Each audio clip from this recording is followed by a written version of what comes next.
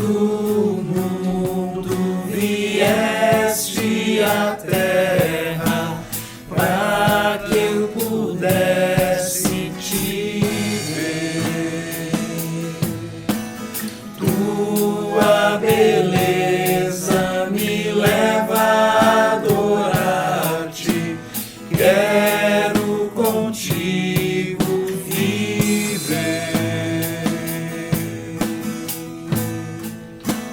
Vim para adorar-te, vim para prostrar-me, vim para dizer que és meu Deus. És totalmente amável, totalmente digno, tão maravilhoso para mim.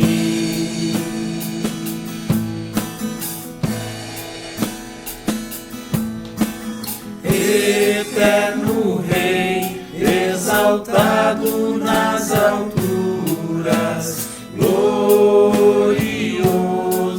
nos céus. Humilde vieste à terra que criaste, por amor ao pobre se fez. Vim para adorar-te, vim para prostrar-me, vim para dizer que és meu Deus. És totalmente amável, totalmente digno, tão maravilhoso para mim. Eu nunca saberei o preço dos meus pecados lá na cruz. Eu nunca saberei o preço dos meus pecados lá na cruz. Vim para adorar-te, vim para prostrar-me, vim para dizer que és meu Deus. És totalmente amável, totalmente digno, tão maravilhoso para mim. Bom dia a todos, bem-vindos ao nosso culto aqui na Paróquia Evangélica de Portão. Eu sou o pastor William e saúdo a cada um de vocês que nos acompanha nessa manhã com as palavras de João, capítulo 6, versículo 68, que nos dizem assim: Respondeu-lhes, pois, Simão Pedro: Senhor, para quem iremos nós? Tu tens as palavras da vida eterna.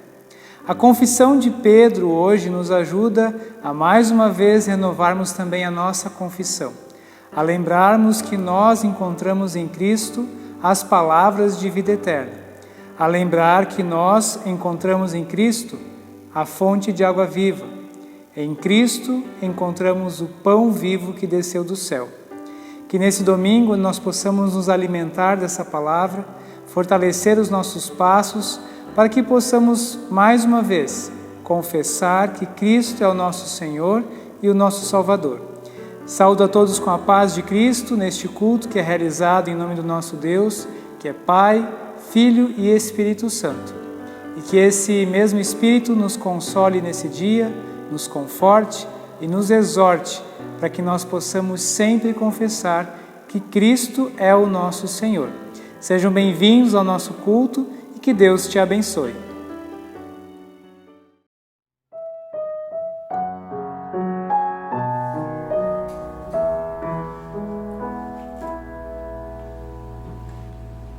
Senhor meu Deus, quando eu maravilhado contemplo a tua imensa criação,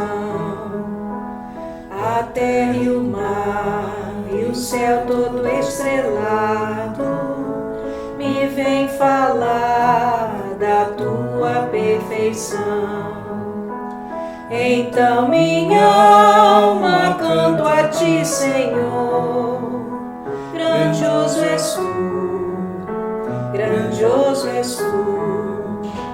Então minha alma canto a ti, Senhor. Grandioso és tu, grandioso és tu.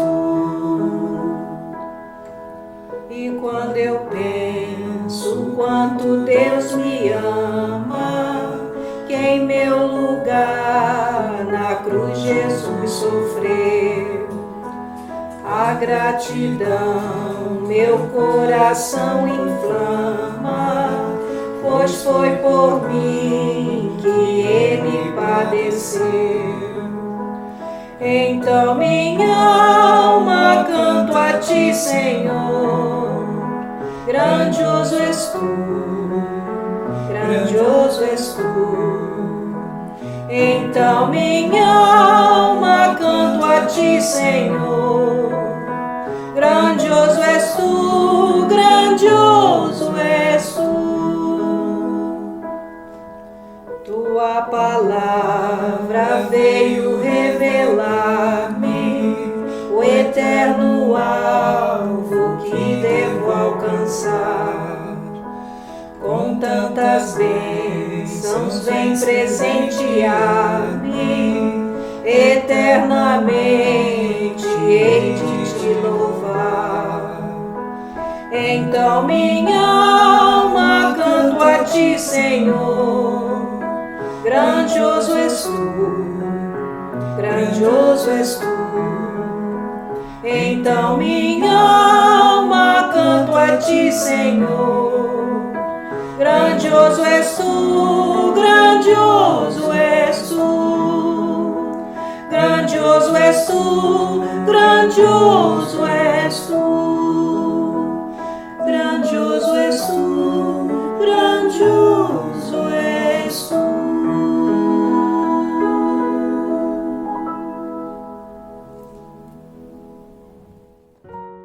Romanos 26 a 39.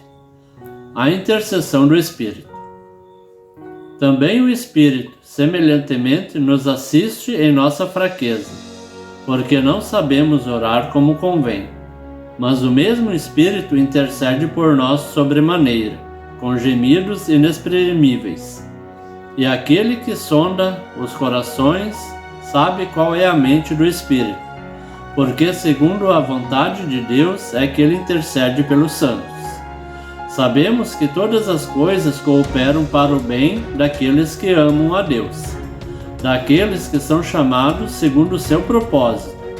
Portanto, aos que de antemão conheceu, também os predestinou para serem conforme a imagem de seu Filho, a fim de que ele seja o primogênito entre muitos irmãos. E aos que predestinou, a esses também chamou. E aos que chamou, a esses também justificou. E aos que justificou, a esses também glorificou. Que diremos, pois, à vista dessas coisas? Se Deus é por nós, quem será contra nós? Aquele que não poupou o seu próprio Filho, antes por todos nós o entregou, porventura, não nos dará graciosamente com ele todas as coisas? Quem intentará acusação contra os eleitos de Deus? É Deus quem os justifica. Quem os condenará? É Cristo Jesus quem morreu, ou antes, quem ressuscitou, o qual está à direita de Deus e também intercede por nós. Quem nos separará do amor de Cristo? Será tribulação, ou angústia, ou perseguição, ou fome, ou nudez, ou perigo, ou espada? Como está escrito: por amor de ti somos entregues à morte o dia todo. Fomos considerados como ovelhas para o matadouro. Em todas essas coisas, porém, somos mais que vencedores, por meio daquele que nos amou. Porque eu estou bem certo de que nem a morte, nem a vida, nem os anjos, nem os principados, nem as coisas do presente, nem do porvir, nem os poderes, nem a altura, nem a profundidade, nem qualquer outra criatura poderá separar-nos do amor de Deus, que está em Jesus Cristo, nosso Senhor.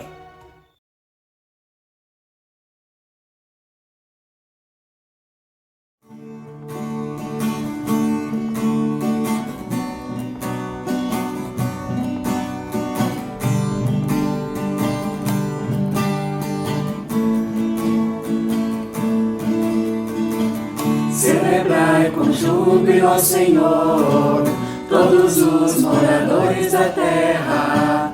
Servi ao Senhor com alegria, apresentai-vos a Ele com cânticos. Sabei que o Senhor é bom, e eterna é a sua bondade, e a sua fidelidade, de geração a geração. Aleluia, glória, aleluia. Aleluia, glória, aleluia. Aleluia, glória, aleluia. Aleluia, glória, aleluia. Celebrai com júbilo ao Senhor, todos os moradores da terra. Servi ao Senhor com alegria, apresentai-vos a Ele com cânticos. Sabem que o Senhor é bom, Ele é bom, e eterna é a sua bondade, e a sua fidelidade, de geração a geração. Aleluia, glória, aleluia. Aleluia, glória, aleluia. Aleluia, glória, aleluia. Aleluia, glória, aleluia. Aleluia, glória, aleluia. Aleluia, glória, aleluia. Aleluia, glória, aleluia. Aleluia, glória, aleluia. Amém. O texto previsto para a nossa pregação de hoje, para a nossa reflexão e meditação, é o texto então de Romanos capítulo 8, versículos 26 ao 39, e ele nos traz uma passagem muito bonita, onde Paulo faz uma confissão, depois de trazer do capítulo 8, ali no início do capítulo 8, várias dificuldades e perseguições que a igreja passa e que iria passar. Agora ele vem trazer um texto muito bonito falando de que as nossas fraquezas não são um problema e que nada pode nos separar do amor de Deus. E depois ele faz 7 perguntas que também se transformam em 7 respostas que só fazem sentido para nós que cremos. Porque essas perguntas, se nós não crermos nelas, nas respostas, elas não fazem sentido para nós. Então, para começarmos, ele começa falando no versículo 26 das fraquezas até o versículo 30. Então, ali nessa primeira parte, ele começa falando das fraquezas do cristão. E é interessante ele falar das fraquezas justamente num contexto de perseguição. Não seria muito mais importante, no momento em que a igreja está sendo perseguida e está em dificuldades, Paulo afirmar as forças que essa igreja tem? Não seria muito mais encorajador nós sabermos agora, nesse momento, olha só, nós estamos 3, 4 meses aí sem termos o nosso culto, mas a nossa comunidade ela é unida, ela é forte, ela faz campanhas mesmo diante de uma pandemia e diante de um isolamento social do qual nós passamos. Não é muito mais encorajador falar essas palavras do que as palavras que Paulo escreve nesse texto, onde ele já começa dizendo assim, queridos, irmãos e irmãs em Cristo, nós não sabemos orar. Ele já começa afirmando isso. A oração é uma das ferramentas, é uma das armas, a gente poderia dizer, um dos instrumentos mais importantes do cristão diante das adversidades. Porque com a oração nós conseguimos colocar as nossas angústias diante de Deus e conseguimos ter direcionamento para os problemas da nossa vida. Conseguimos fazer com que a palavra de Deus nos oriente, que ela seja entendida no nosso coração. E aqui então nós temos Paulo já começando a falar, vocês não sabem orar. Isso não é nada encorajador, né? Você enfrentar adversidades, dificuldades, sabendo que a oração é um dos instrumentos mais importantes, mas que você não sabe usar. E Paulo começa falando isso, olha, nós não sabemos orar. Depois ele coloca que, mesmo que tudo pareça estranho, tudo pareça louco, tudo funciona e tudo acontece para o bem daqueles que amam e temem a Deus. No começo do texto, então, ele já diz que nós não sabemos orar, porque Paulo não quer que, diante das aflições, a igreja se firme na sua força, na sua capacidade. Já pensou se nós olhássemos para essa pandemia ou para as dificuldades que são muito mais comuns da nossa vida, né? Pandemia eu quero esperar que seja só esse ano e só esses meses, né, queridos? Mas não é muito mais comum acontecer tantos outros problemas, e aí a gente já começa a saber que a gente não sabe orar. Porque Paulo não quer que os cristãos confiem na sua capacidade. Porque a gente poderia muito bem olhar para essa pandemia e para os problemas da nossa vida e dizer, não, está tudo bem, porque a gente consegue resolver. Não, está tudo bem porque a gente dá conta, a gente tem estrutura, a gente tem pessoas, a gente vai dar um jeito. Paulo já começa, vocês não sabem nem orar, queridos. Vocês não sabem nem colocar suas angústias, dar nome àquilo que vocês desejam, esperam e querem. Vocês não sabem pedir por aquilo que é bom, por aquilo que é abençoador às outras pessoas, e vocês querem enfrentar as coisas sozinhos? Não, vocês precisam do Espírito Santo que intercede por vocês, que traduz aquilo que você tem no coração para Deus, porque a gente não sabe orar como convém. É interessante isso, né? Paulo afirma que nós não sabemos orar e isso não é um problema, porque nós temos o Consolador, o Espírito que intercede por nós diante de Deus. E dos versículos 28 ao versículo 30, ele coloca então que tudo coopera para o bem. Essa passagem ela é muito confusa, porque a gente não consegue muitas vezes enxergar o mal que acontece na nossa vida como sendo algo que vai prosperar para o bem. Nós não conseguimos entender como uma dificuldade vai se transformar em algo bom. Mas aí nós precisamos lembrar que Deus não quer que a gente sofra ou passe por dificuldades, mas Deus tem uma vontade a ser cumprida em nós diante das dificuldades. E para os da fé, isso é importante, para os da fé, as dificuldades também são instrumentos de aperfeiçoamento, de crescimento. As dificuldades podem ser uma grande ferramenta nas mãos de Deus, que nos conduzem nessas dificuldades para um grande crescimento e amadurecimento. Quantas coisas a gente teve que amadurecer e resolver diante do que nos foi colocado nestes tempos, que a gente teve que cancelar cultos, cancelar eventos. E quantas coisas bonitas têm acontecido, não só na nossa paróquia, mas em todas as igrejas, dos cuidados, do olhar com uma atenção diferente para as dificuldades. Então, para os da fé, isso acontece. E me lembro então do caso do irmão José e os seus 12 irmãos, que o entregaram para o Egito, o venderam como escravo, desejaram a sua morte. Ele foi para o Egito, trabalhou como escravo, se tornou governador do Egito, e lá no final da história, em Gênesis 50, 20, José confessa: queridos, eu não vou me vingar de vocês, meus irmãos. Eu não vou, agora que eu estou numa posição de poder, me vingar de vocês pelo que vocês me fizeram. Porque foi justamente o que vocês me fizeram que me colocou num lugar de poder. Deus transformou o mal em bem. Mas não transformou o mal em bem assim, no estalar de dedos. Transformou o mal em bem pela obediência de José, pelo amor de José a Deus e porque José foi fiel. Mesmo tendo todos os motivos para se revoltar e para ter uma vida desgraçada, ele continuou vivendo sob a graça de Deus e sob a orientação de Deus. E Deus transformou o mal que foi feito para ele num bem tão grande que não salvou apenas a família dele da fome, mas salvou milhares e milhares de pessoas do reino do Egito, que foi aconselhado a guardar mantimentos, porque haveriam 7 anos de fartura e 7 anos de seca. Então, assim a gente pode ver que Deus, Ele conduz a história quando nós também deixamos que essa história seja conduzida por Deus.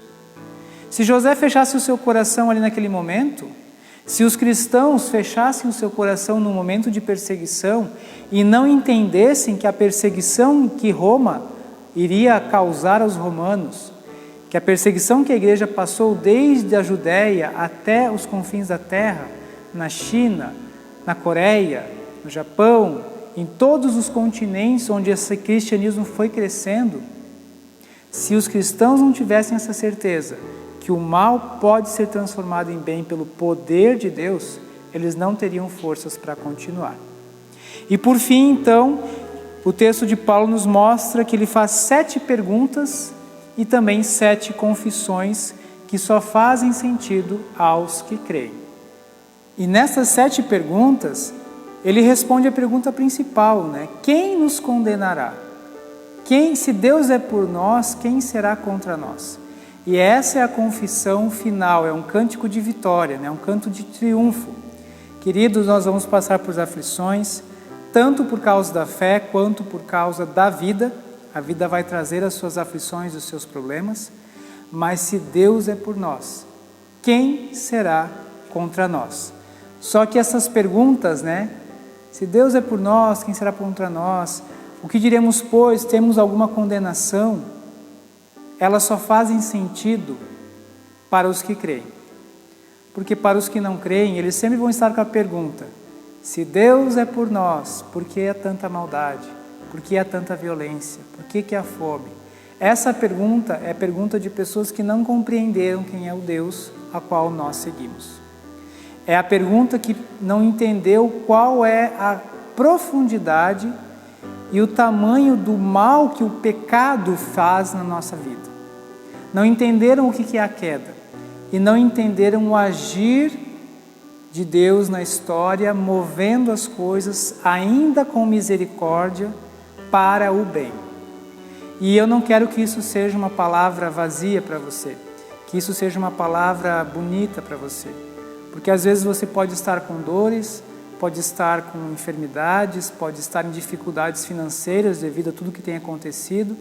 E aí eu venho falar para ti que você não entendeu, porque você não consegue entender como isso pode se transformar em algo bom. Essa palavra, queridos, não é uma palavra para te colocar uma carga, mas é uma palavra para te aliviar das cargas. Para você entender que agora vai ser difícil, vai ser doloroso, vai ser complicado. Mas a gente olha para frente, a gente olha a longo prazo. E para encerrar, eu quero dar o exemplo do meu pai, que eu tanto falo dele, né? O meu pai, ele perdeu a perna na altura um pouco acima do joelho, um palmo acima do joelho, com 18 anos. Naquele momento, aquilo foi uma tragédia. Mas hoje, talvez um dia até eu convide ele para fazer um testemunho aqui na paróquia, ele pode dizer tudo o que aconteceu na vida dele por causa desse mal. A mudança que a vida dele teve por causa de algo tão ruim, né, e tão pesado aconteceu. Então, tudo depende muito, às vezes, queridos, da nossa percepção, da nossa perspectiva. Nós olhamos com a perspectiva da fé. Não significa que fica mais fácil, menos doloroso, menos angustiante. Significa que a gente sabe que vai passar. E quando passa, não passa sozinho, a gente passa com os irmãos e com as irmãs em Cristo. Queridos, que essa palavra nos ajude a entender que Deus está conosco em todos os momentos, que nada pode nos separar do amor de Deus. As coisas que poderiam, nos separar são passageiras. Fome é passageira, angústia é passageira, perseguição é passageira. Mas o amor de Deus permanece para sempre. Porque a gente não vê o hoje, a gente não vê só o agora. A gente também tem os olhos voltados para a eternidade. Que essa palavra te fortaleça e te ajude a suportar os dias, porque cada dia traz uma nova dificuldade. Que Deus possa nos auxiliar com essa palavra para que a gente tenha coragem de enfrentar e esperança para saber que tudo um dia vai passar, mas a palavra de Deus permanece eternamente. Amém.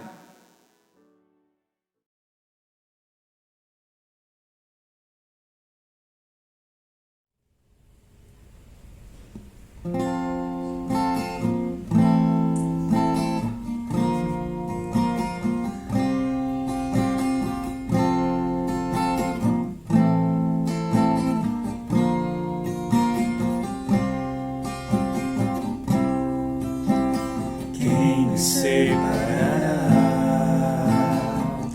do amor de Cristo?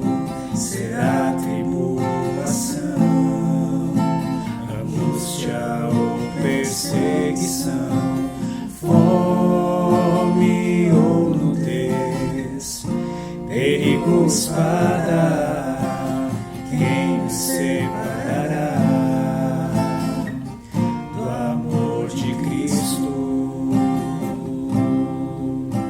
Porque eu estou bem certo de que nem morte, nem vida, nem anjos, nem principados, nem coisas do presente, nem do porvir, nem poderes, nem alturas, nem profundidades, nem qualquer outra criatura poderá nos separar do amor de Deus que está em Jesus Cristo, nosso Senhor,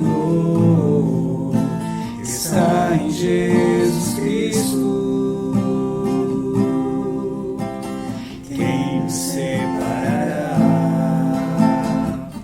do amor de Cristo? Será tribulação, angústia ou perseguição, fome ou nudez, perigo ou espada? Quem me separará do amor de Cristo?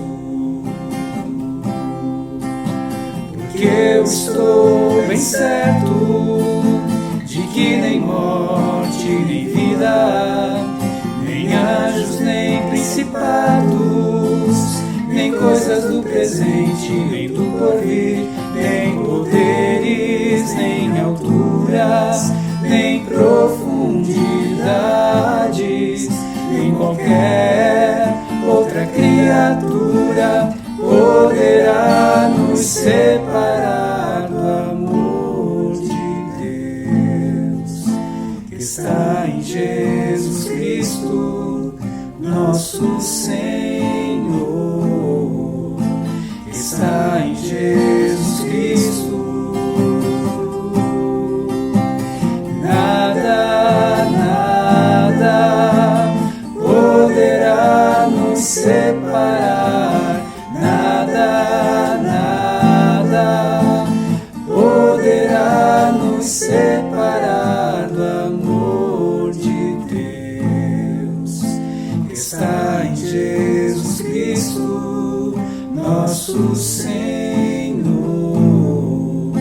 que está em Jesus Cristo. Nada poderá nos separar, nada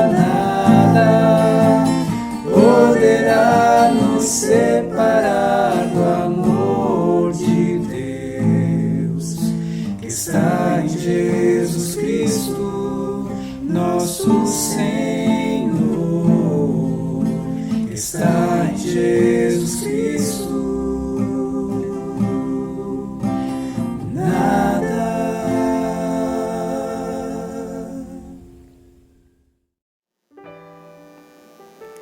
Queridos, chegamos ao final de mais um culto. Espero que essa palavra de que nada pode nos separar do amor de Deus, que está em Cristo Jesus, nos fortaleça para que nós possamos enfrentar e suportar as adversidades dos nossos dias. Amém? Para avisos de hoje, quero apenas fazer um desafio para a paróquia. Nós estamos com uma campanha de solidariedade pelo Lar Oásis em Taquara. O Lar Oásis é um lar que acolhe idosos e pessoas em dificuldades, que não podem mais ser cuidadas em casa ou que não tem mais quem cuide. Nós queremos fazer uma campanha de solidariedade, ofertando a eles, então, itens de limpeza geral, higiene pessoal e fraldas geriátricas.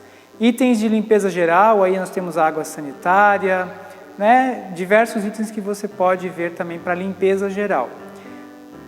Higiene pessoal, a gente tem então pasta de dente, escova de dente, sabonete íntimo, shampoo, condicionador e fraldas geriátricas, a gente pode ver aí tamanhos G, M, GG e extra G.